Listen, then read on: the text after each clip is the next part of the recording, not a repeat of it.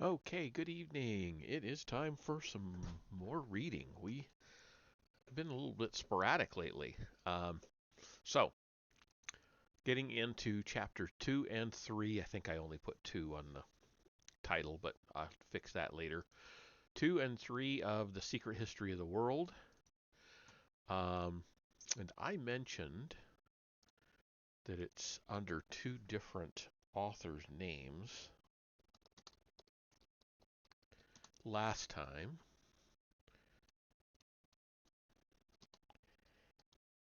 But I don't remember the second one. Um, so it's listed as either Mark Booth or what's the other one? Jonathan Black. They're the same guy. In the US, he writes under the name Mark Booth. In the UK, he writes as Jonathan Black. Otherwise, it's the same book, although I do like the cover, one of the possible covers for the UK version, a little bit better. It's interesting. But anyway, that's just a little aside in case anybody goes looking for it and they can't find it as under Mark Booth. They can find it under Jonathan Black. All right, getting into chapter 2. I'm going to try to do 2 tonight because our 2 chapters, because chapter 2 by itself is pretty short. All right, so chapter 2 is a short walk in the ancient woods, imagining ourselves into the minds of the ancients. That's the title of the chapter. Close your eyes and imagine a table, a good table, the table you'd really like to work on. What size would it be? What wood would it be made of? How would the wood be joined? Would it be oiled or polished or planed bare? What other features would it have? Imagine it as vividly as you can. Now, look at a real table. Which table can you be sure of knowing the truth about? What can you be more sure of? The contents of your mind or the objects you perceive with your senses? Which is more real, mind or matter? The debate springing from these simple questions has been at the heart of all philosophy. Today, most of us choose matter and objects over mind and ideas. We tend to take physical objects as the yardstick of reality. Contrariwise, Plato called ideas, quote, the things that really are, end quote. In the ancient world, the objects of the mind's eye were taken as the eternal realities we can really be sure of, as opposed to the transitory external surfaces out there. What I want to suggest now is that people did not formerly believe in a mind before matter universe because they had carefully weighed up the philosophical arguments on either side and came to a reasoned decision, but because they experienced the world in a mind before matter way. While our thoughts are pale and shadowy in comparison with our sense impressions, in the case of ancient man it was the other way around. People then had less of a sense of physical objects. Objects were not as sharply defined and differentiated to them as they are to us. If you look at the depiction of a tree on the walls of an ancient temple, you will see that the artist was not has not really looked to see how branches are joined to the trunk. Uh, in ancient times, no one really looked at a tree in the way we do. Okay, then we have a picture and a long caption. Um, Very long caption. Okay, I'll read the caption first. An irritating thing that tour guides on ancient sites like to say goes something like this. Look at this carving of women washing clothes in the river or men sowing crops. You can still see exactly the same scene very near here. There are two types of history, one being the modern commonsensical approach that assumes that human nature has not substantially changed. This history belongs to the other type. In this history, consciousness changes from age to age, even from generation to generation. Note the anatomically inaccurate and somewhat perfunctory depiction of a tree from an 8th dynasty tomb. The artists who painted these walls were less interested in these physical objects than in the gods depicted only a few paces away in the inner sanctum of the temple. What they looked at in detail and with their greatest powers of concentration were the objects of the mind's eye. These they portrayed in golden, bejeweled, and highly detailed images. The contention of this history, therefore, is that, contrary to what our tour guide might say, any similarity between women washing today and women washing 4 or 5 thousand years ago is little more than a matter of appearances. Okay, so then we have the picture. Um, Let me get share screen here. So this is what he's talking about as far as paying attention to how the branches attach to the tree. Um, Not really any kind of detail on that, and even these men are lack a lot of detail. They're just very generic and somewhat out of proportion. Okay, moving on. These days, we tend to think very reductively about our thoughts. We tend to go along with the prevailing intellectual fashion that sees thoughts as nothing more than words, perhaps with a penumbra of other stuff, such as feelings, images, and so on, but with only the words themselves having any real significance. However, if we dwell on this fashionable view, even only briefly, we will find that it flies in the face of everyday experience. Take an apparently mundane and insignificant thought such as I mustn't forget to phone my mother this evening.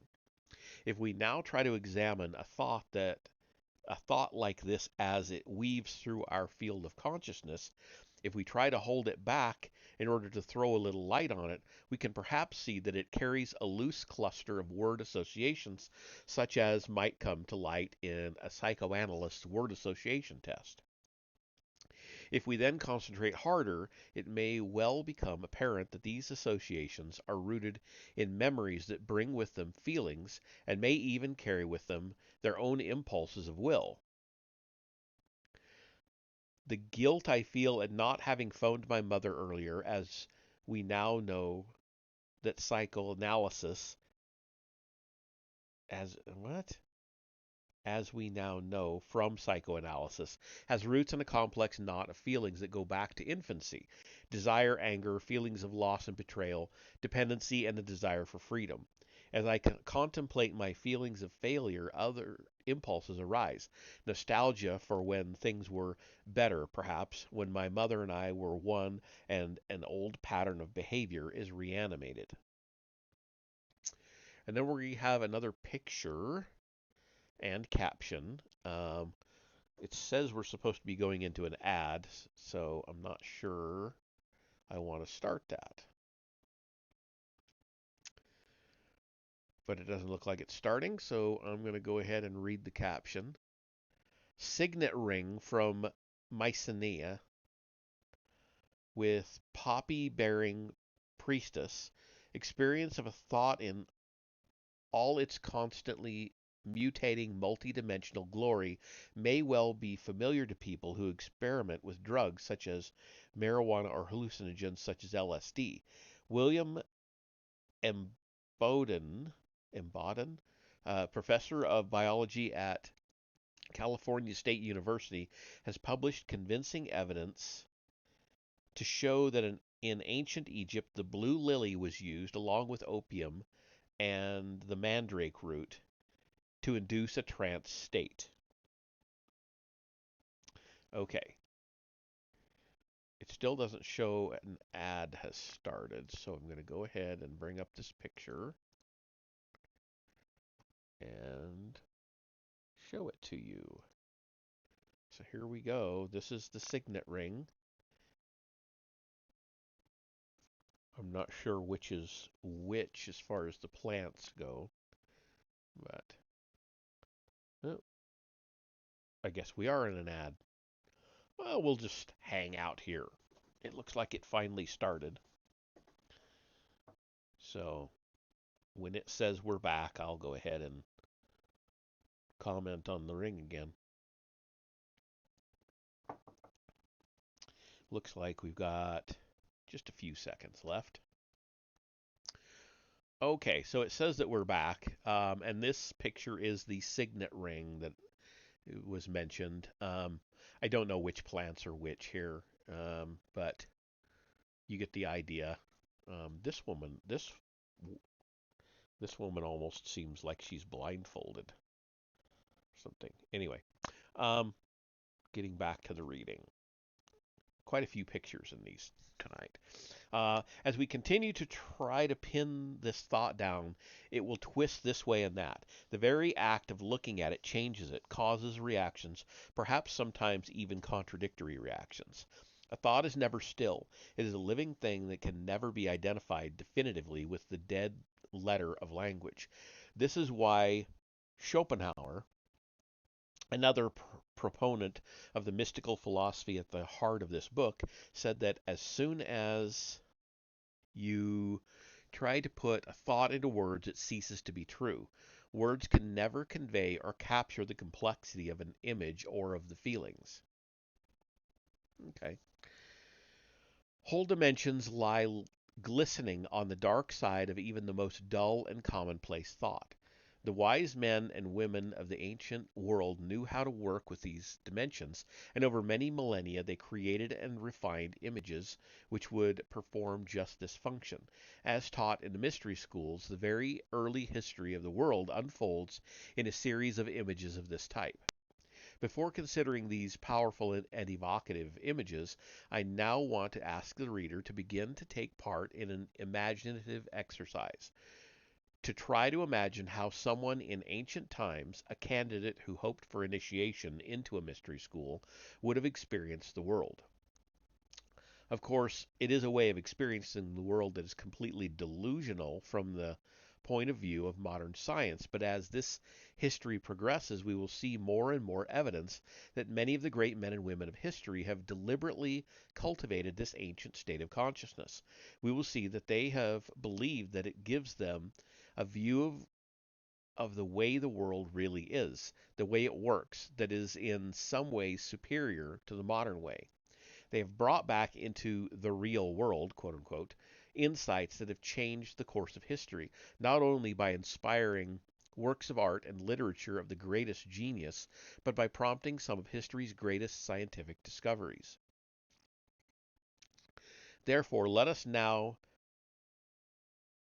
try to imagine ourselves into the mind of someone about 2,500 years ago, walking through woodland to a sacred grove or a temple such as Newgrange in Ireland or Eleusis in Greece. To such a person, the wood and everything in it was alive. Everything was watching him. Unseen spirits whispered in the movements of the trees. A breeze brushing against his cheek was the gesture of a god. If the buffeting of blocks of air in the sky created lightning, this was an outbreak of cosmic will, and maybe he walked a little faster. Perhaps he sheltered in a cave. When ancient man ventured into a cave, he had a strange sense of being inside his own skull, cut off in his own private mental space. If he climbed to the top of a hill, he felt his consciousness race to the horizon in every direction, out toward the edges of the cosmos, and he felt at one with it. At night, he experienced the sky as the mind of the cosmos.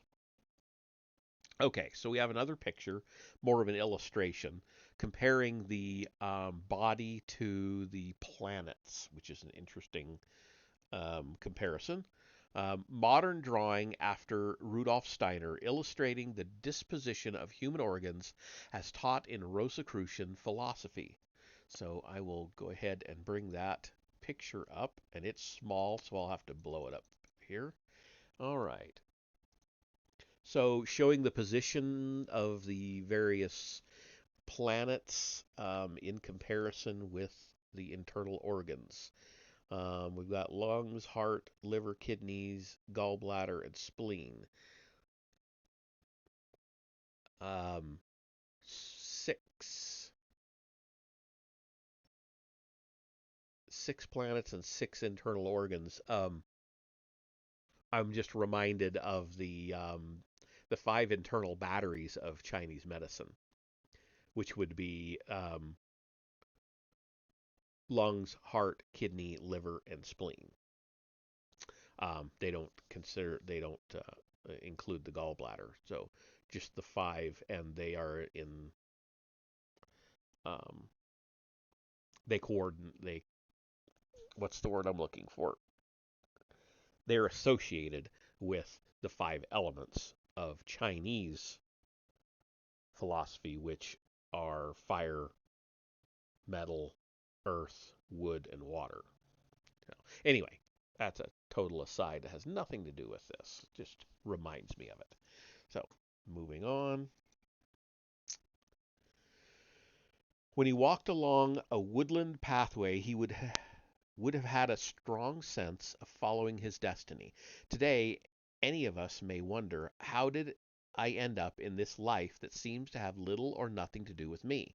Such a thought would have been inconceivable to someone in the ancient world where everyone was conscious of his or her place in the cosmos. Everything that happened to him, even the sight of a mote in a sunbeam, the sound of the flight of a bee, or the sight of a falling sparrow, was meant to happen. Everything spoke to him. Everything was a punishment, a reward, a warning, or a premonition. If he saw an owl, for example, this wasn't just a symbol of the goddess, this was Athena. Part of her, a warning finger perhaps, was protruding into the physical world and into his own consciousness. It's important to understand the particular way in which human beings have affinities with the physical world according to the ancients. They believed in a quite literal way that nothing inside us is without a correspondence in nature. Worms, for example, are the shape of intestines, and worms process matter as intestines do. The lungs that enable us to move freely through space with a bird-like freedom are the same shape as birds. The visible world is humanity turned inside out. Lung and bird are both expressions of the same cosmic spirit, but in different modes. To the teachers of the mystery schools, it was significant that if you looked down onto the internal organs of the human body from the skies, their disposition reflected the solar system. In the view of the ancients, then, all biology is astrobiology. Today we know full well how the sun gives life and power to living things, drawing the plant out of the seed, coaxing it to unravel upwards. But the ancients also believed that the forces of the moon, by contrast, tend to flatten and widen plants. Bulbous plants, such as tubers, were thought to be particularly affected by the moon. More strikingly, perhaps, the complex, symmetric shapes of plants were believed to be caused by the patterns that the stars and planets make as they move across the sky. As a heavenly body takes a path that sees it curving back on itself like a shoelace, so that same shape is traced in the curling motion of a leaf as it grows, or a flower. For example, they saw Saturn, which traces a sharp pattern in the sky, forming the pine needles of conifers. Is it a coincidence that modern science shows that pine trees contain unusually large traces of lead, the metal believed by the ancients to be inwardly animated by the planet Saturn? In the ancient view, the shape of the human body was similarly affected by the patterns made in the sky by stars and planets. The movement of the planets, for example, were inscribed in the human body in the loop of the ribs and the lemniscate, bootlace shape of the centripetal nerves. Science was coined Science has coined the word biorhythms to describe the way the relationship of the earth with the moon and the sun, marked by the sequence of the seasons and day following night, is built biochemically deep into the function of every living being, for example in sleep patterns. But beyond these more obvious rhythms, the ancients recognized how other more mathematically complex rhythms that involve the outer reaches of the cosmos work their way into human life. Humans breathe an average 25,920 times per day, which is the number of years in a great Platonic year, i.e., the number of years it takes the sun to complete a full cycle of the zodiac. The average or ideal human life, 72, also has the same number of days in it. This sense of interconnectedness was not just a matter of bodily interconnectedness. It extended to consciousness too. When our man on a walk saw a flock of birds turn as one in the sky, it seemed to him as if the flock were one moved altogether by one thought, and indeed he believed that this was the case. If the animals in the wood moved altogether in a sudden violent way, if they panicked, they had been moved by Pan. Our man knew that this was exactly what was happening because he commonly experienced great spirits thinking through himself and through other people at the same time. He knew that when he reached the mystery school and his spiritual master introduced astonishing new thoughts to him and his fellow pupils, they would all be experiencing the very same thoughts, just as if the master were holding up physical objects for them all to see. In fact, he felt closer to people when sharing their thoughts than he ever did through mere physical proximity. Today we tend to be very proprietorial about our thoughts. We want to take credit for originating them, and we like to think that our private mental space is inviolate, that no other consciousness can intrude on it. However, we don't need to dwell on these assumptions long to see they don't always fit experience. If we are honest, we must admit we do not invariably construct our thoughts. It's not just that geniuses like Newton, Kepler, Leonardo, Edison, and Tesla talk of inspiration coming to them as if in a dream, and sometimes literally in a dream. For all of us, it is the case that everyday thoughts naturally just come to us too. In common parlance, we say, "It strikes me that," and "It occurs to me that." If you're lucky, it may happen now and then that a perfectly phrased quip comes to you that sets the table aroar. Then, of course, you're happy to bask in the glory, but the unvarnished truth is that the quip probably just jumped up and out of your mouth before you had any time consciously to phrase it.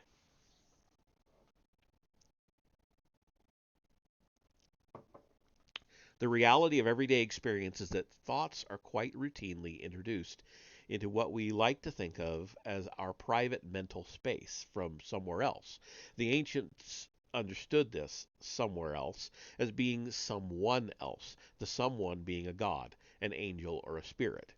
And an individual is not always prompted by the same god, angel, or spirit. While today we like to think of ourselves as each having one individual center of consciousness located inside the head, in the ancient world each person experienced him or herself as having several different centers of consciousness originating outside the head. We saw earlier that gods, angels, and spirits were believed to be emanations from the great cosmic mind, thought beings, in other words. What I am asking you to consider now is that these great thought beings express themselves through people.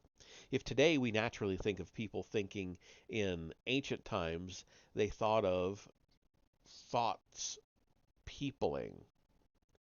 As we shall see later on, gods, angels, and spirits can bring about great changes in a nation's fortunes.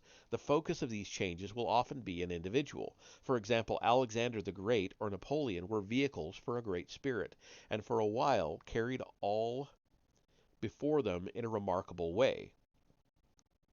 No one could oppose them, and they succeeded in everything they did until the spirit left them. Then, quite suddenly, everything began to go wrong. We see the same process in the case of artists who become vehicles for the expression of a god or spirit for a certain period of their lives. Then they seem to find their voice and create masterpiece after masterpiece with a sure hand, sometimes transforming the consciousness of a whole generation, even changing the whole direction of a culture and history. But when the spirit leaves, an artist never again creates with the same genius. Similarly, if a spirit weaves through an individual to create a work of art, the same great spirit may once again be present whenever that work of art is contemplated by others. One of his contemporaries said, when Bach plays the organ, oh, this is a quote, sorry, quote, when Bach plays the organ, even God comes to Mass, end quote. Today, many Christians believe that God is present in the blood and wine at the climax of the Mass, albeit in a rather elusive way, which centuries of theological debate have never quite managed to pin down. On the other hand, if you read liturgies that have survived from ancient Egypt, notably the Book of the Opening of the Mouth, or consider chronicles kept in the Temple of the Vestal Virgins in Rome that record the regular epiphanies or appearances of the gods, it is quite clear that in those days of the gods, presence was expected at the climax of religious ceremonies, and in a far more imposing way than in Christian services today. The people of the ancient world experienced the God's presence as awe-inspiring. When a thought came to the man walking through the woods, he felt as if he had been brushed by the wing of an angel or by the robe of a god. He sensed a presence, even if he could not always perceive it directly and in detail.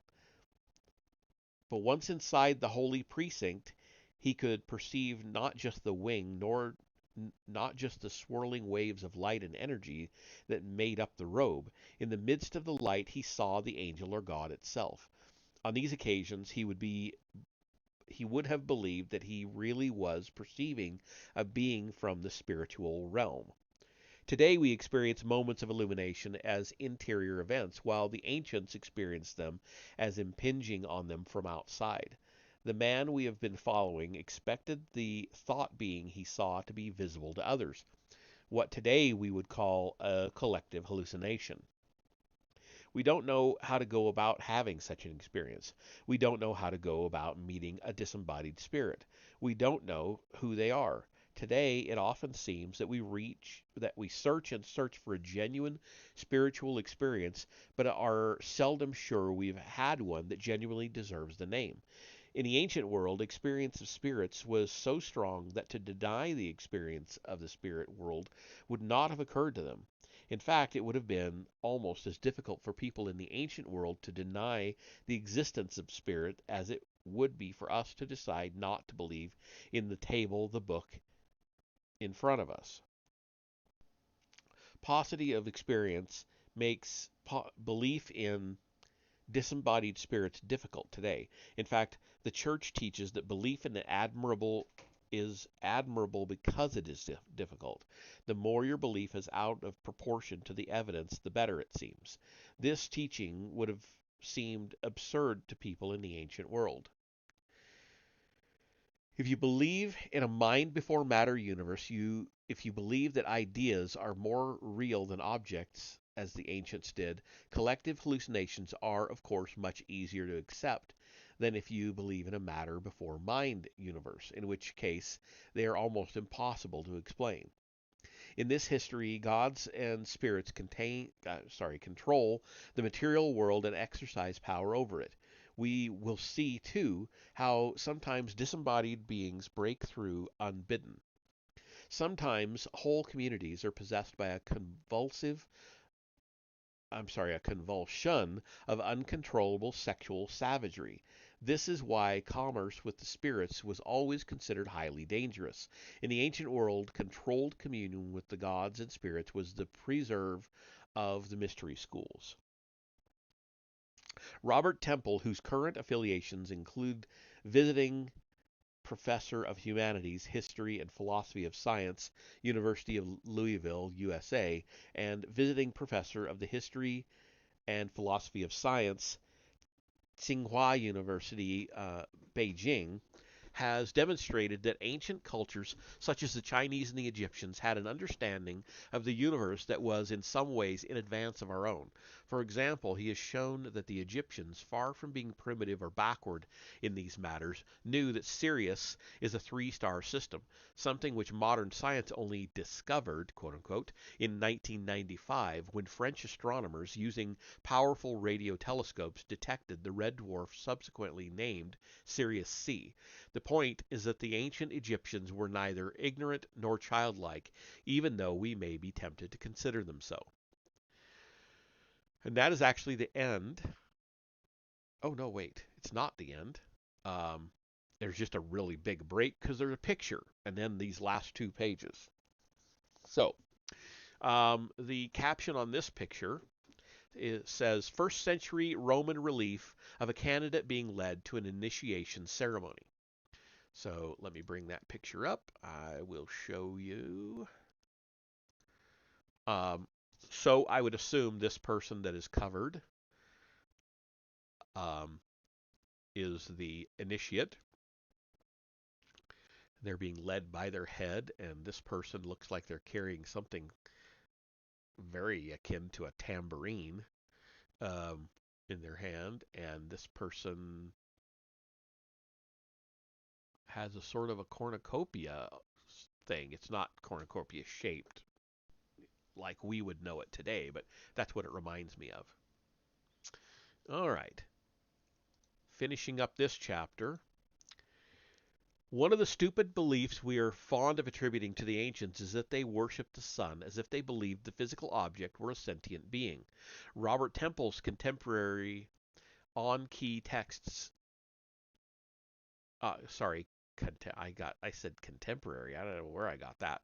Commentary Robert Temple's commentary on key text by Aristotle, Strabo, and others shows they saw the sun as a sort of lens through which the spiritual influence of a god rayed from the spiritual into the earthly realm. Other gods rayed their influences through the other planets and constellations. As the positions of the heavenly bodies changed, so the various patterns of influence gave history direction and shape. Returning to the man walking through the ancient wood, we see now that he experienced the spirits behind the sun, the moon, and the other heavenly bodies as working on different parts of his mind and body. He felt his limbs move like flowing mercury, and he felt the spirit of Mars raging inside him in the fierce river of molten iron that was his blood. The state of his kidney was affected by the movement of Venus. Modern science is only just starting to understand the role the kidney plays in sexuality. Oh, they should study Chinese medicine. It's got all kinds of stuff about that. At the beginning of the 20th century, it discovered the kidney's role in the storing of testosterone. And the Chinese would say that it was storing our essence. Then in the 1980s, the Swiss pharmaceuticals giant Weleda began to conduct tests which showed that the movements of the planets affect chemical changes in metal salt solutions that are dramatic enough to be seen with the naked eye, even when these influences are too subtle to be measured by any scientific procedure so far devised. What is even more remarkable is that these dramatic changes come about when a solution of metal salt is examined in relation to the movement of the planet with which it has traditionally been associated. Thus, copper salts contained in the kidney are affected by Venus, copper being the metal traditionally associated with Venus. Modern science may be on the verge of confirming that what the ancients knew well. It really is true to say that Venus is the planet of desire. The mystery schools taught that as well as head consciousness, we each have, for example, a heart consciousness, which emanates from the sun, then enters our mental space via the heart. Or to put it another way, the heart is the portal through which sun god enters our lives. Likewise, that's S-U-N, God, by the way.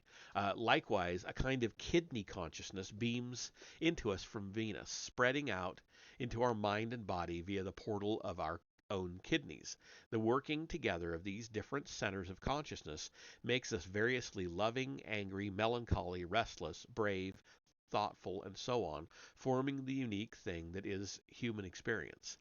Working through our different centers of consciousness in this way, the gods of the planets and constellations prepare us for the great experiences, the great tests that the cosmos means us to have. The deep structure of our lives is described by the movements of the heavenly bodies. I am moved to desire by Venus, and when Saturn returns, I am sorely tested. In this chapter, we have already begun to use some of the imaginative exercises used in the esoteric teaching. In the next chapter, we will cross the threshold of the mystery school and begin to follow the ancient history of the cosmos. That is finally the end of. I don't mean finally. I mean that's the end of the chapter. I just jumped the gun when I said it was at the end. So this chapter, chapter 3, is a bit longer than that one. That one was a total of 12 pages. This one is 28. Um, but it's got quite a few pictures in it. So I looked ahead to see because I didn't want to start into a 28-page chapter um, that was heavy on text. My voice wouldn't hold out. Okay, so getting into chapter 3, the Garden of Eden, the Genesis Code, enter the Dark Lord, the Flower People. So 3 bulleted um, parts to the title. Science and religion agree that in the beginning the cosmos moved from a state of nothingness to the existence of matter. But science has very little to say about this mysterious transition, all of it highly speculative. Scientists are even divided on whether matter was created all at once or whether it continues to be created. By contrast, there was you let me start that over. By contrast, there was remarkable unanimity among the initiate priests of the ancient world. Their secret teachings are encoded in the sacred text of the world's great religions. In what follows, we will see how a secret history of creation is encoded in Genesis, that a few overfamiliar phrases can be opened up to reveal extraordinary new worlds of thought, mighty vistas of the imagination. And we shall see, too, that this secret history chimes with the secret teachings of other religions. In the beginning, there precipitated out of the void nothing but a matter that was finer and more subtle than light, then an exceptionally fine gas. If a human eye had been looking at the dawn of history, it would have seen a vast cosmic mist. This gas or mist was the mother of all living, carrying everything needed for the creation of life. The mother goddess, as she was sometimes also called, will metamorphose in the course of this history and assume many different forms, many different names, but for now, the earth was without form and void, quote unquote. Now for history's first great reversal of fortune. The Bible narrative continues, quote, darkness was upon the face of the earth, end quote. According to biblical commentators working within the esoteric tradition, this is the Bible's way of saying that the mother goddess was attacked by a searing dry wind that almost extinguished the potential for life altogether. Again, to a human eye, it would have looked as if the gently interweaving mists that had first emanated from the mind of God were suddenly overtaken by a second emanation. There was a violent storm like some rare and spectacular phenomenon observed by astronomers, the death of a massive star perhaps, except that here, in the beginning, quote unquote, it would have been on a completely overwhelming scale that filled the entire universe. So this is what it would have looked like to a physical eye, but to the eye of the imagination, this great cloud of mist and the terrible storm that attacked it can be seen to cloak 2 gigantic phantoms.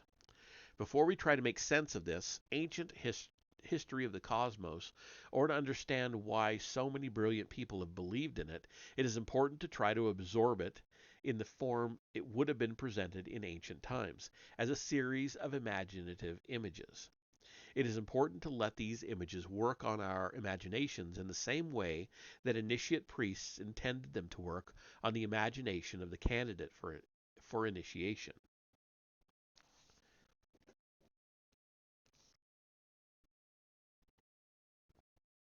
A few years ago, I found myself falling into conversation with one of the legendary figures of London's gangland, a man who had helped spring a villain called Frank the Mad Axeman Mitchell from a psychiatric prison, and then, according to the stories, gone a bit mad himself. He killed the Mad Axeman in the back of a van with a sawn-off shotgun, then bathed in his blood, laughing.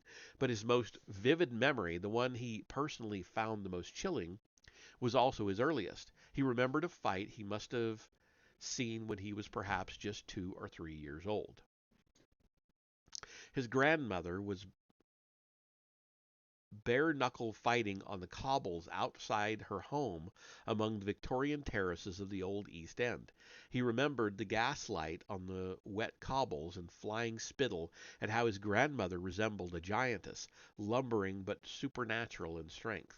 He remembered, too, that her massive forearms, built up and rubbed raw by the washing she took in to help feed him, thudded again and again into the other woman, even as she lay on the ground, unable to defend herself.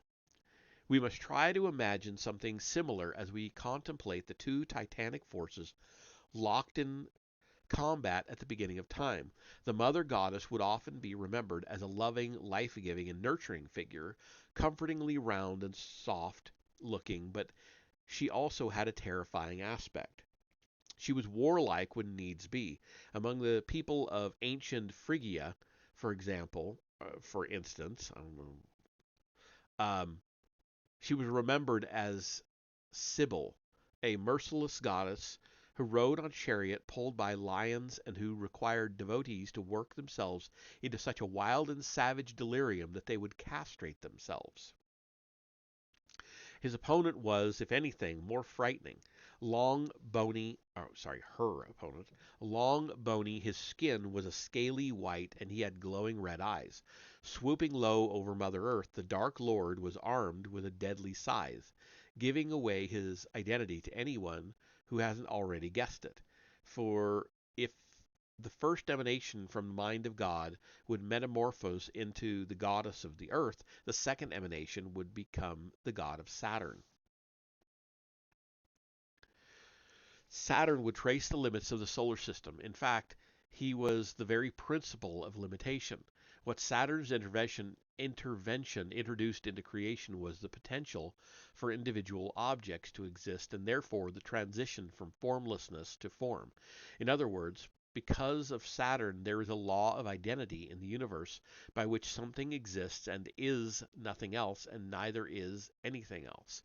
Because of Saturn, an object occupies a certain space at a certain time, and no other object can occupy that space, and neither can that object be in more than one place at one time. In Egyptian mythology, Saturn was Ptah, who molds the earth on a potter's wheel, and in many mythologies, Saturn's title is Rex Mundi, king of the world or prince of this world, because of his control of our material lives. If an individual entity can exist through time, then by implication it can cease to exist, too.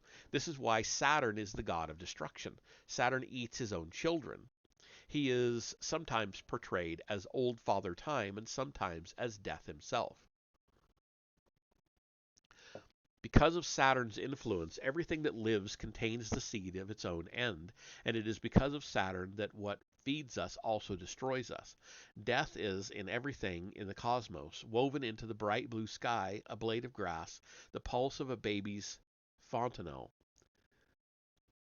the light in a lover's eye. Because of Saturn, our lives are hard. Because of Saturn, every sword is double-edged, and every crown a crown of thorns. If we sometimes feel our lives almost too hard to bear, if we bruise, and if we do cry out to the stars in despair, it is because Saturn pushes us to our limits. And it could have been worse. The potential for life in the cosmos could have been extinguished even before birth. The cosmos would have remained through all eternity a place of the endless shifting of dead matter. In the course of this history, we will see that Saturn has returned at different times and in different guises to pursue his aim of mummifying humanity and squeezing the life out of it. At the end of this history, we will also see that his most decisive intervention, an event long predicted by the secret societies, is expected to take place shortly. In Genesis, the evil one's attempt to nullify God's plans at birth, this first act of rebellion, of a thought being against the mind that emanated it, is dealt with in just one short phrase. But as we have already suggested, the Bible is not here dealing with a scale of time we would recognize today. Saturn's tyranny over Mother Earth is his murderous attempt to squeeze all potential for life out of the cosmos, continued over vast periods immeasurable to the human mind. His tyranny was eventually overthrown, and Saturn, if not entirely defeated, was kept in check and confined to his proper sphere. Again, Genesis tells us how this came about. Quote, "And God said, let there be light, and there was light." End quote. Light was pushing back the darkness that had been brooding over the waters. How was this victory achieved? Of course, there are two accounts of creation in the Bible. The second, at the start of the Gospel of St. John, is in some respects fuller, and it can help us to decode Genesis. But before we can continue to decode the biblical story of the creation, we must deal with a sensitive issue. We have already started to interpret Genesis in terms of the earth goddess and Saturn. Anyone brought up in one of the great monotheistic religions will naturally feel some resistance to this. Surely this polytheistic belief in the gods of stars and planets is characteristic of more primitive religions like those of the ancient Egyptians, Greeks, or Romans. Conventionally minded Christians may wish to stop reading now.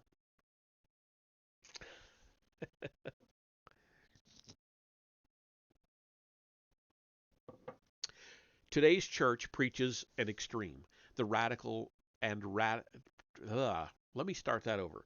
Today's church preaches an extreme and radical monotheism. This is perhaps partly because of the dominance of a science that leaves little room for God. In science-friendly in science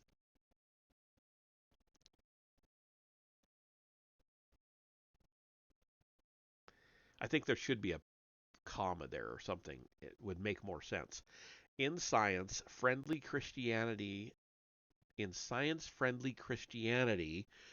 comma, God has become an undifferentiated and undetectable immanence in the universe, and spirituality is nothing more than a vague and fuzzy feeling of at oneness with this immanence.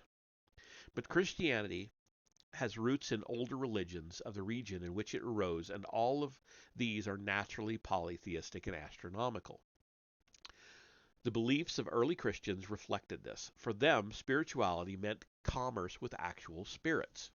Christian churches from the cathedral at Chartres and St. Peter's in Rome to small parish churches all over the world have been built on the sites of ancient holy wells, sacred caves, temples, and mystery schools. Throughout history, certain sites like these have been regarded as portals for the spirits, cracks in the normal fabric of the space-time continuum.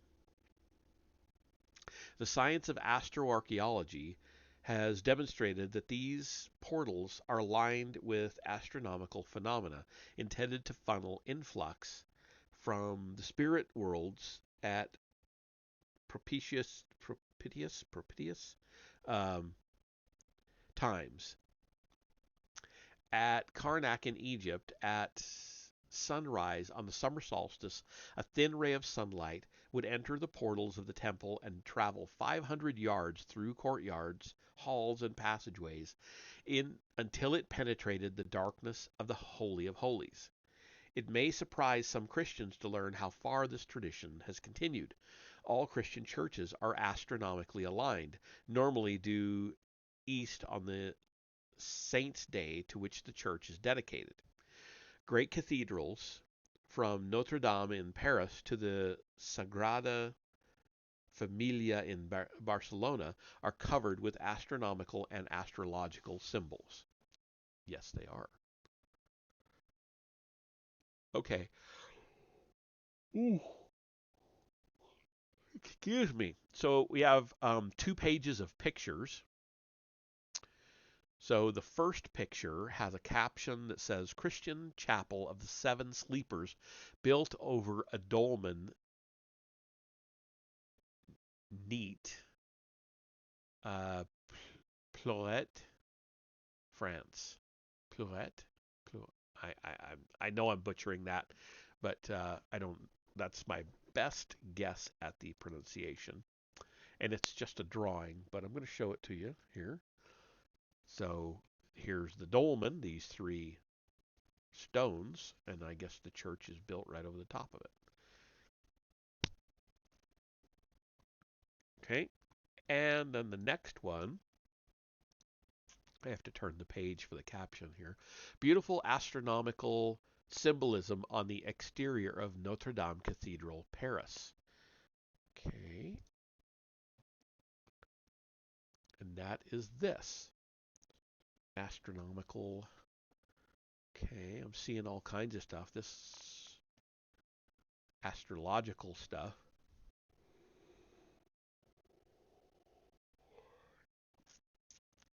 I'm not immediately picking out all of the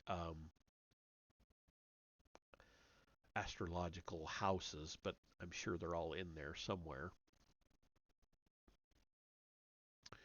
Okay, moving on from there. Um, Modern churchmen are often quick to condemn astrology, but none can deny, for example, that the great Christian festivals are all astronomically derived. Easter being the first Sunday following the full moon that falls on or follows the vernal equinox, or that Christmas is the first day after the summer solstice, when the rising sun begins to move visibly back in the reverse direction along the horizon. Even a glance at the biblical text reveals that today's radically monotheistic reading of the scriptures is out of step with what the writers of these texts believed. The Bible refers to many disembodied spiritual beings, including the gods of rival tribes, angels, archangels, as well as devils, demons, Satan, and Lucifer. All these religions believe that all religions believe that mind came before matter. All understand creation as taking place by a series of emanations, and this series is universally utilized as a hierarchy of spiritual beings, either gods or angels. A hierarchy of angels, archangels, and so on has always been a part of church doctrine, alluding, alluded to by St. Paul, elucidated by his pupil St. Dionysius, codified by St. Thomas Aquinas, and vividly imagined in art and also in literature by Dante and others.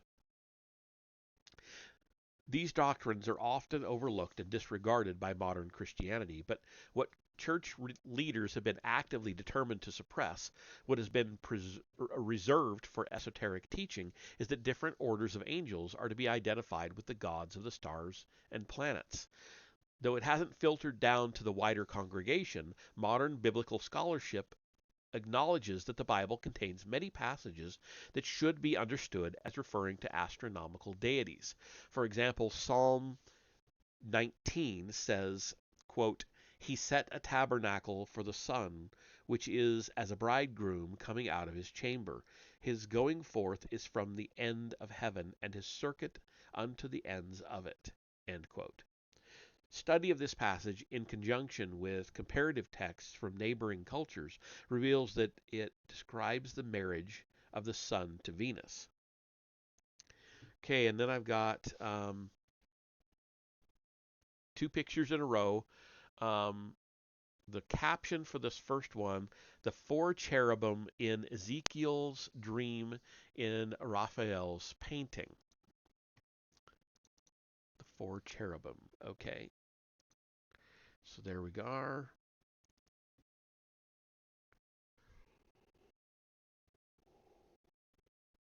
Where's the fourth one? I only see 3. 1, 2. I don't know. Maybe I'm just missing something. Anyway, um, Moving on, there's another picture immediately. The combination of the cherubim, the tetramorph in Hindu mythology. Okay, share that one with you. Adanari, I think is what that says down there. And this is all four of the cherubim combined, but it's Hindu.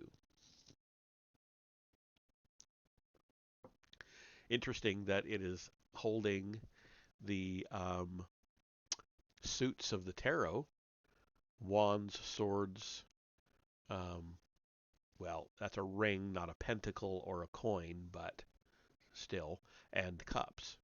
Interesting. Um, okay, getting back to it.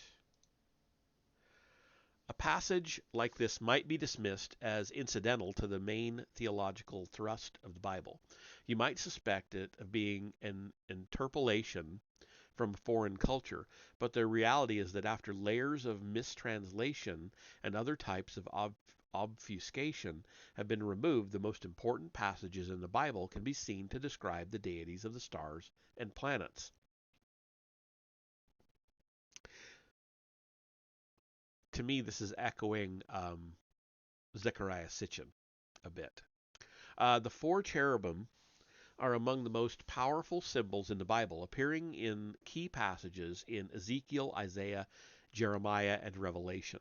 Popular in Hebrew and Christian iconography, prominent in church art and architecture everywhere, they are symbolized by the ox, the lion, the eagle, and the angel. In esoteric teaching, these four cherubim are the great spiritual beings behind four of the 12 constellations that make up the zodiac. The proof of their astronomical identities lies in the imagery associated with them. The ox equals Taurus, lion equals Leo, eagle equals Scorpio, and angel equals Aquarius. This fourfold pattern of symbolism regarding the constellations is repeated in all the world's great religions. But for the most important and telling example of polytheism in Christianity, we must return to the story of the creation as it is told in Genesis and the Gospel of St. John. Pause there just a second. I need a drink.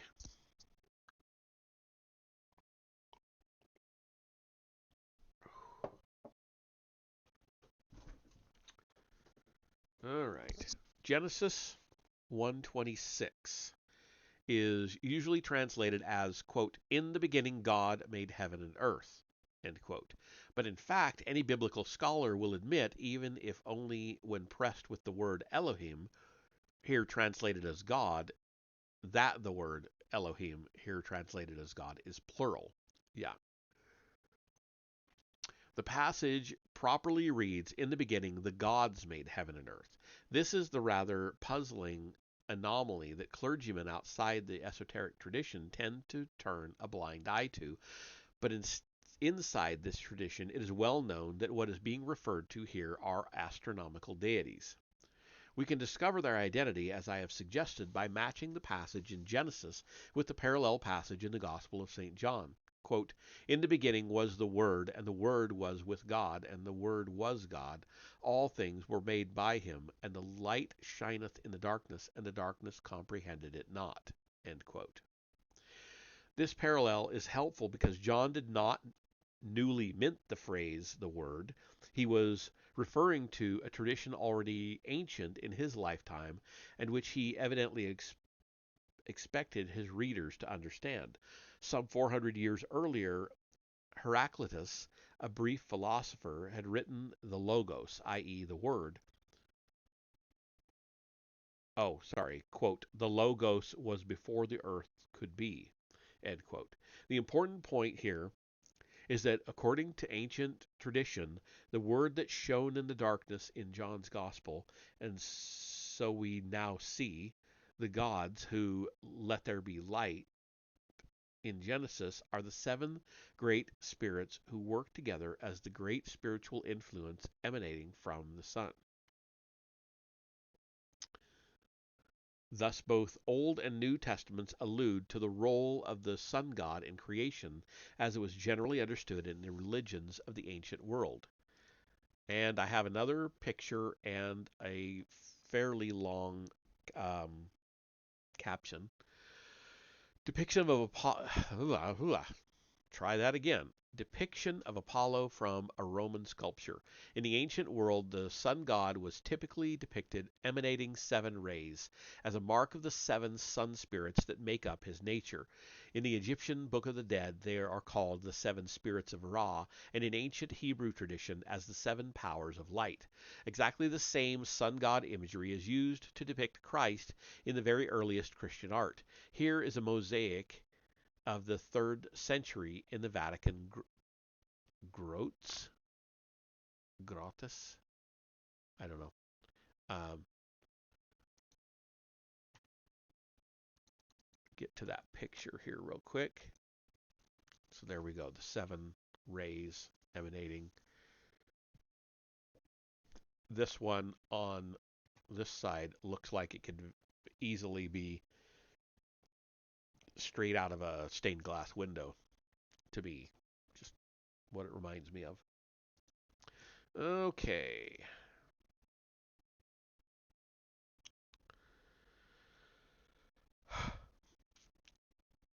The second great act in the drama of creation comes about when the sevenfold sun god arrives in order to rescue Mother Earth from Saturn. In the eye of imagination, the sun is a beautiful and radiant young man with a leonine mane. He rides a chariot and he is a musician. He has many names: Krishna in India, Apollo in Greece. Arising in splendor in the midst of the storm, he pushes back the darkness of Saturn until Saturn becomes like a giant dragon or serpent encircling the cosmos. The sun then warms Mother Earth into new life, and as he does so, he gives vent to a great triumphal roar that reverberates to the outer limits of the cosmos. The roar causes matter in the cosmic womb to vibrate, to dance, and form patterns. In intergroup esoteric circles, this process is sometimes known as the dance of the substances. After a while, it causes matter to coagulate into a variety of strange shapes. What we are seeing here, then, is the sun singing the world into existence. The sun lion is a common image in ancient art. Whenever it appears, it refers to this early stage in the mind before matter account of creation. A magnificent retelling of the history of the sun lion in the act of creation was written as late as the 1950s. It comes in the prequel to The Lion, the Witch, and the Wardrobe, called The Magician's Nephew. Something that non-esoteric schools of literary criticism have missed is that the work of C.S. Lewis is steeped in Rosicrucian lore. In his story, the sun lion is called Aslan. And it looks like a fairly long quote. So, quote, "In the darkness something was happening at last. A voice had begun to sing. It was very far away, and Diggory, the first child to explore Narnia, found it hard to decide from what direction it was coming. Sometimes it seemed to come from all directions at once. Sometimes he almost thought it was coming out of the earth beneath them. There was hardly even a tune, but it was beyond comparison the most beautiful voice he had ever heard. It was so beautiful he could hardly bear it. The eastern sky changed from white to pink and from pink to gold. The voice rose and rose till the air was shaking with it. The lion was pacing to and fro about that empty land and singing his new song. And as he walked and sang, the valley grew green with grass. It spread out from the lion like a pool. It ran up the sides of the hills like a wave." And that is the end of that quote. Whew, I'm going to actually stand up here for a few minutes. I don't know why, but I'm droopy tonight. So I'll bring the camera up so you're not looking at my crotch here. What the teachers of the mystery schools meant to indicate by the victory of the sun god was the momentous transition from a purely mineral cosmos to a cosmos burgeoning with plant life. In the earliest and most primitive form of plant life, according to the mystery tradition, single germs were joined together in vast floating structures like webs that filled the whole universe. In the Vedas, the sacred books of India, this stage of creation is described as the net of Indra, an infinite net of luminous living threads perpetually interweaving, coming together like waves of light, then dissolving again. Time passed, and some of these threads began to weave together more permanently, the light streams dividing into tree-like forms. An imaginative impression of what this was like can perhaps be got by remembering what it was like as a small child to visit a great hothouse like the ones that Alice Liddell, the girl who inspired Alice in Wonderland, liked to visit in Kew Gardens. Great tendrils stretch everywhere. Here are humid mists and a sunny, luminous greenness. If you were able to land in the midst of all of this, and if you sat on one of the great green branches stretching out of sight, and if this great branch on which you were sitting suddenly stirred, you would have an experience like a hero in a fairy story sitting on a rock that moves and reveals itself to be a giant. Because the vast vegetable being at the heart of the cosmos, whose soft and luminous limbs stretched to all four corners of it, was Adam. This was paradise. Because there was as yet no animal element to the cosmos, Adam was without desire and so without care or dissatisfaction. Needs were satisfied before they could even be felt. Adam lived in a world of endless springtime. Nature yielded an unending supply of food in the form of a milky sap, similar to that which we find in dandelions today. Memorials to this blissful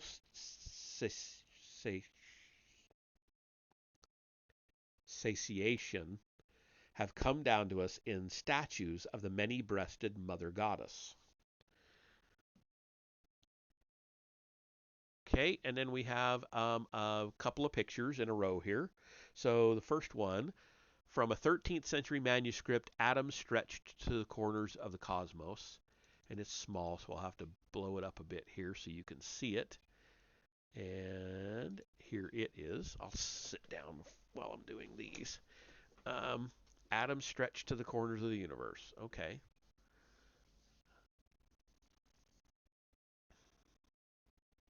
I wish I could read what was around these different pictures, but it's not readable in that blown up state. Okay, so there's that one. And then the following one, it's another picture right away. A comparison of this with the famous drawing by Leonardo reveals a layer of meaning often missed. Adam literally occupied the whole cosmos. So there's that, which I think is called the Vitruvian Man. Am I mixing up my words there? Maybe. Um, anyway, as time went on, the planet forms became more complex, more like the plants of. The plant forms became more complex, more like the plants of today. Again, if you had been able to see this time in the history of the cosmos with the physical eye, you would have been struck by the myriad fluttering, palpitating flowers. We have suggested that the secret history of the creation shadows the scientific history of creation in intriguing ways. We have just seen, for example, how a purely mineral stage of existence has been followed by a primitive plant stage, followed by an era of more complex plants. But there is a vital difference I must draw to your attention. In the secret history, not only is it true to say that what eventually evolved into human life passed through a vegetable stage, but the vegetable element remains an essential part of the human being today. If you removed the sympathetic nervous system from the body and stood it up on its own, it would look like a tree, as one of Britain's leading homeopathic healers put it to me in a rather beautiful phrase, quote, "The sympathetic nervous system is the gift of the vegetable kingdom to the physical body of man," end quote. Esoteric thought all over the world is concerned with the subtle energies that flow round this vegetable part of the body and also with the flowers on this tree, the chakras which operate, as we shall see, as its organs of perception, the great center of the vegetable component of the human body, feeding on the waves of light and warmth radiating from the sun. Oh, I've been in an ad and I didn't even realize it. I'm sorry. It says that we're back, but I don't know how far back I should go. Um, I don't know. I'm gonna go ahead. I'll just start from here again. It's not that much reading. So I'll start with right after I showed those two pictures, so that people don't miss what I'm reading. As time went on, the plant forms became more complex, more like the plants of today. Again, if you had been able to see this time in the history of the cosmos with the physical eye, you would have been struck by the myriad fluttering, palpitating flowers. We have suggested that the secret history of the creation shadows the scientific history of creation in intriguing ways. We have just seen, for example, how a purely mineral stage of existence has been followed by a primitive plant stage, followed by an era of more complex plants. But there is a vital difference I must draw to your attention. In the secret history, not only is it true to say that what eventually evolved into human life passed through a vegetable stage, but the vegetable element remains an essential part of the human being today.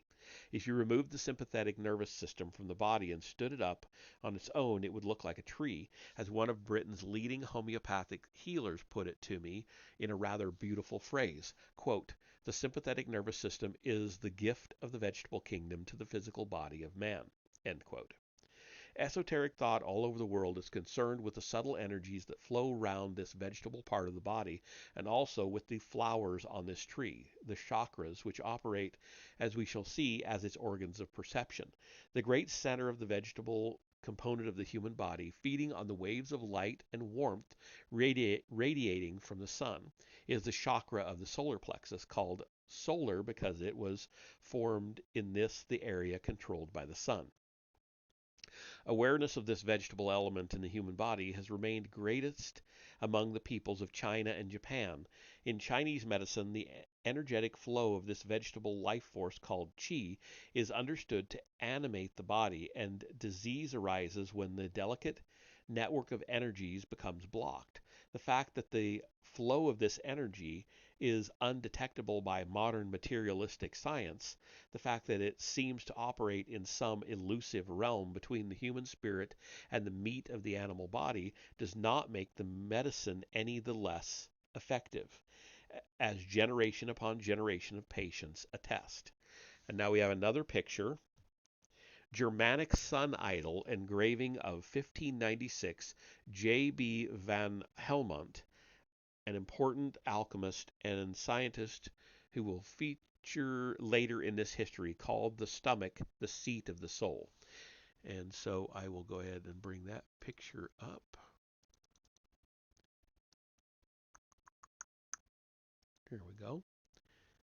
The stomach, the seat of the soul. So, and that's actually a bit above. So that's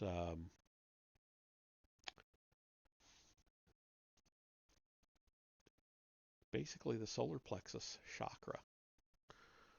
Anyway, getting back to the reading. We're moving right along with all these pictures. Oh, and here's another picture showing chakras. Okay. Um, so I'm sure you've all seen this or a very similar illustration of the 7 main chakras. There are actually hundreds of chakras, kind of like there are hundreds of acupuncture points or acupressure points, whatever you want to call them or refer to them as. Okay, so there's that one. Then there's another picture, Hindu illustration of the seven major chakras, and for comparison, illustration by Johann Gitchell to the writings on chakras by the 17th century Christian mystic Jacob Boehm. Okay, a little bit different, but very similar.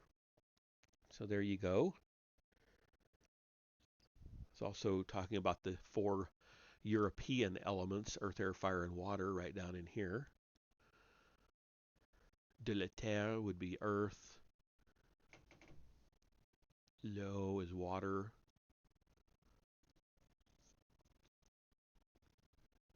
I can't read that one, but I think it's fire because this would be le coeur, which is heart.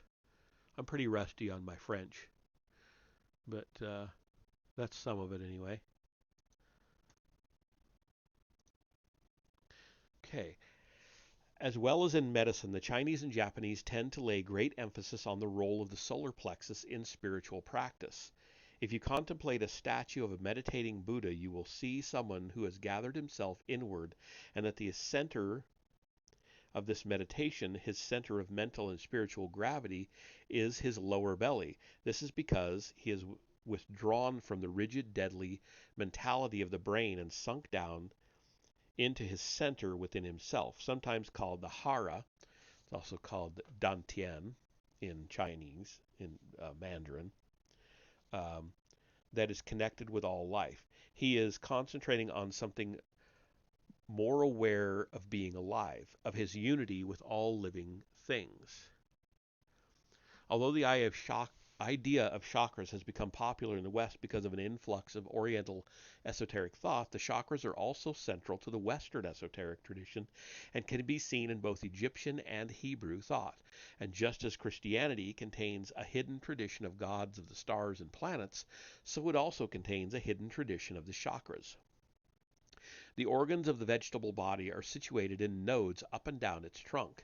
They are made up of different numbers of petals. The solar plexus chakra, for example, having 10 petals, and the brow chakra having 2 petals. The 7 major chakras situated at the groin, solar plexus, kidneys, heart, throat, brow, and crown feature in the 17th century writings of Jacob Boehm, and as we will see later in those of his near contemporary, the Catholic saint Teresa of Avila, where they are called the eyes of the soul. Moreover, on closer inspection, the Bible itself can be seen to contain many coded references to the chakras. The horns with which Moses has traditionally been depicted are explained away by conventionally minded Christians as the result of a misunderstanding based on a mistranslation, but in the esoteric tradition, these horns represent the 2 petals of the brow chakra, sometimes called the third eye. The flowering rod of Aaron refers to the activation of the chakras, the opening of the subtle flowers up and down the subtle tree. In the final chapter, we will see how in Revelation, the account of the opening of the 7 seals is in fact a way of talking about the enlivening of the 7 chakras and predicting the great visions of the spiritual world that will result. The almond shape that surrounds this vision of Jesus, called the Vesica piscis, is derived from the Egyptian hieroglyph called the Ru, which symbolized the birth portal and also the third eye or brow chakra. What is intended by the Masons who carved this device on a church. Oh, this is okay. Who carved this device on a church at Alpersbach, Germany, is that you can have direct experience of and communication with the great spiritual beings by activating the third eye. It is extraordinary to consider that Christian art and architecture all over the world commonly features a representation of the third eye, unrecognized by the great majority of Christians. It's also why the Pope's staff has a pine cone on it, because that is representative of the pineal gland, which is part of the third eye. Thinking. Anyway, in fact, he's going to get to that here in just a second. But I will show you this picture first. Okay, so here is that oval shape, that almond shape that he was talking about. He kind of ran the text together with one of the captions for the picture. So anyway,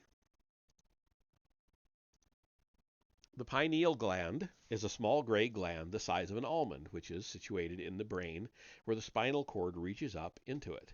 In esoteric physiology, when we have a hunch, our pineal gland begins to vibrate. And if the spiritual disciplines are used to increase and prolong this vibration, this may lead to the opening of the third eye, situated, of course, in the middle of the brow. The third eye, so here's another, there must be another picture. Yep. The third eye as a uraeus snake in an Egyptian wall carving. Okay, yeah. Okay, so the snake sticking out of the front of the headgear is the snake that he was mentioning. Okay. And right into another picture. Like I said, there are tons of pictures here. Man meditating on the pineal gland, taken from a drawing by Paul Klee with Hindu depiction of the same for comparison. Okay, and that I will show you. There you have it. The Hindu version of it and that modern version of it. Okay. Modern anatomists only discovered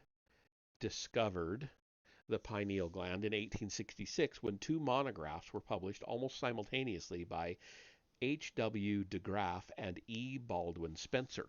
Later, it was discovered that the pineal gland is large in children, and when the crystallization of the various body parts happens around puberty, that is to say, when we naturally become less imaginative, the pineal gland begins a process of calcification and also shrinks. Scientists now know that melatonin is a hormone, most of which is produced by the pineal gland, mostly at night. Melatonin is essential for the rhythm of waking and sleeping and the maintenance of the immune system. If modern science discovered the pineal gland relatively late, the ancients certainly knew of it very early on, and also they understood its function. They knew, too, how to manipulate it to achieve altered states.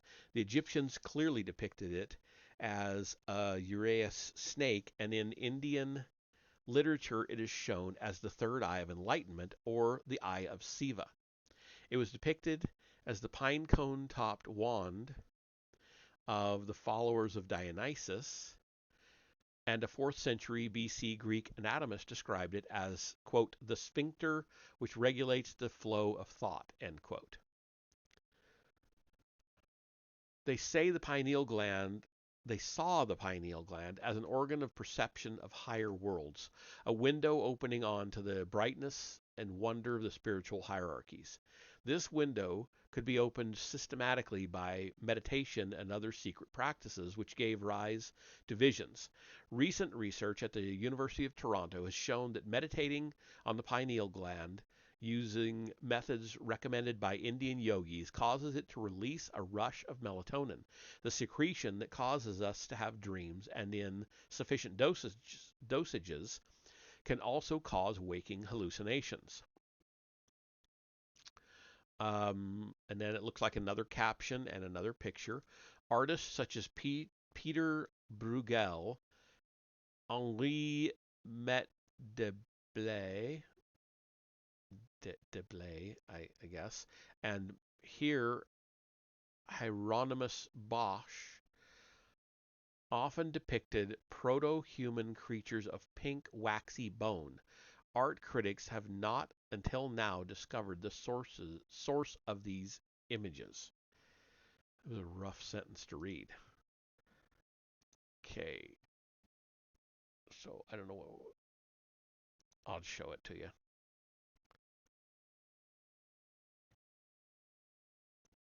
I'm not sure what I'm looking at. I'd like to see that in color, or at least in better detail. Okay, returning to the creation narrative and the great imaginative images encoded within Genesis, we see that Adam's body had at first been very soft and amorphous, his skin almost as delicate as the skin on a pond, but now it began to harden. As the great Christian mystic and Rosicrucian philosopher Jacob Boehm wrote in Mysterium Magnum, his commentary on Genesis, quote, "What would in time become bone now hardened and became something closer to wax." End quote. Warmed by the sun, his green limbs also began to become tinged with pink. As Adam solidified, he also began to divide into two. That is to say, he was an hermaphrodite who reproduced in an asexual way. When pressed, any scholar of biblical Hebrew will have to admit that Genesis 1:27, the passage usually translated, quote, "male and female he created them," end quote, properly reads, quote, "male and female they," i.e. the Elohim, "created him," singular, end quote. The i.e. Elohim and singular are, of course, not part of the actual quote. So it was by this plant-like method of reproduction that Eve was born out of Adam's body, molded from the wax cartilage which served Adam for bone. The progeny of Adam and Eve also reproduced asexually, procreating by using sounds in a way that was analogous to the creative activity of the word with capital W. This episode in history is related to Freemasonic lore pertaining to, quote, "the word that has been lost," end quote. The esoteric belief when in the far future this word is rediscovered, it will be possible to impregnate using only the sound of the human voice. Okay, and then we have another picture, and then we're almost done with this chapter. This may be, nope, it's not the last picture. Okay, so the caption says, "The separation of the earth and sun in a 17th century English print illustrating the writings of Robert Flood, an eminent Rosicrucian scholar traditionally believed to have been one of the board employed to translate the King James Bible." And that picture is here.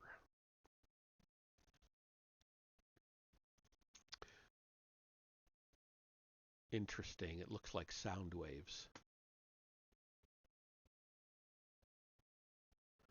Like if you've seen those experiments they've done with sound, where it's basically like a drum head, but they're vibrating it through sound and it's got sand on it, and it goes into these strange patterns.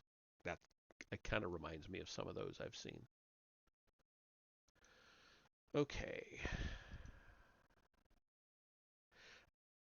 Adam, Eve, and their progeny did not die, but now and then they merely went to sleep in order to refresh themselves.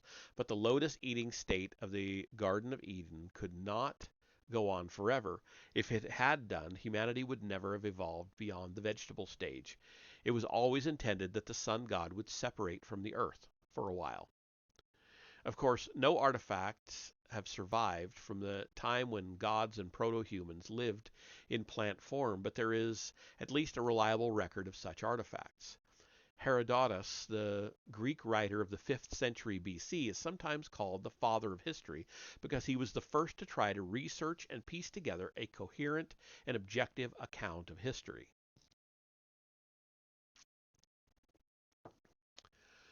In approximately 485 BC, Herodotus visited Memphis in Egypt. There, in vast underground vaults, he was shown rows of statues of former kings stretching back as far as the eye could see into almost unimaginably distant times. Walking with the priests along the rows, he came to a series of 345 colossal wooden carvings of beings who had reigned before Menes, their first human king. These beings, said the priests, were, quote, born from the other, end quote. That is to say, without need of a sexual partner. By the plant, like by the plant, by the plant-like method of parthenogenesis. Each carrying a plaque giving name, history, and annals, the wooden monuments were a record of a long-lost era of the vegetable life of humankind. Okay, and then I've got one more picture and caption, and that is the end of the chapter. The caption says, Mandrake men in 19th century engraving. Mandrake roots have always played a prominent part in esoteric lore because their shapes often seem to represent a vegetable striving towards the human form. Might the colossi Herodotus saw have looked something like this? Okay.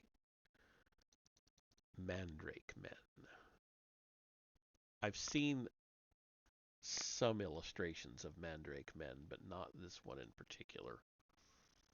So there we have it. I mean, I get what they're going for. It's just not a very good illustration. It's pretty kind of poor quality. But anyway, that is that. My voice is done. The next chapter, chapter 4, is titled Lucifer, the Light of the World, the Apple of Desire, A War in Heaven, The Secrets of the Days of the Week. So another 3 bulleted sections to the title. So we will pick that up on Friday. Let's see who all be around.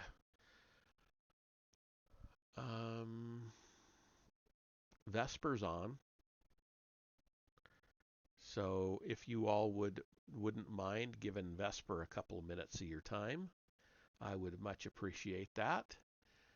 We'll head on over there. We'll see you there in just a minute.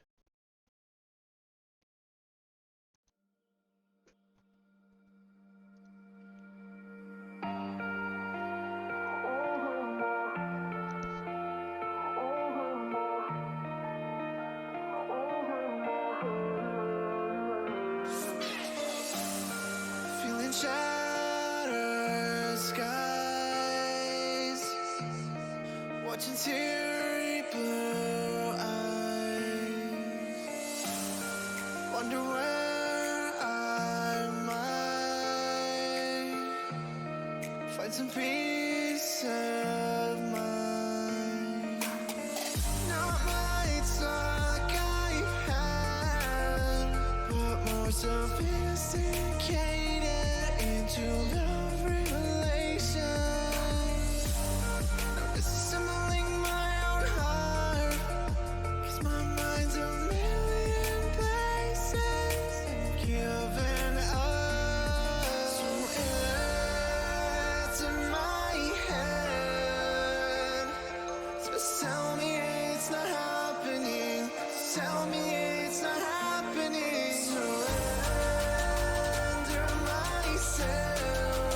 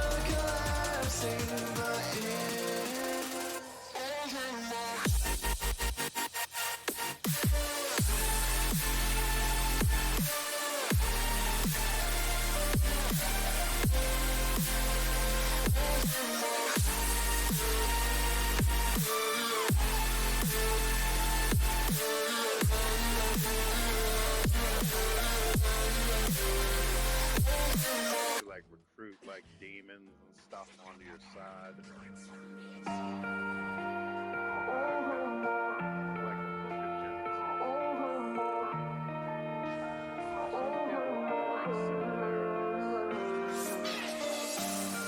Feeling shattered skies, watching teary blue eyes.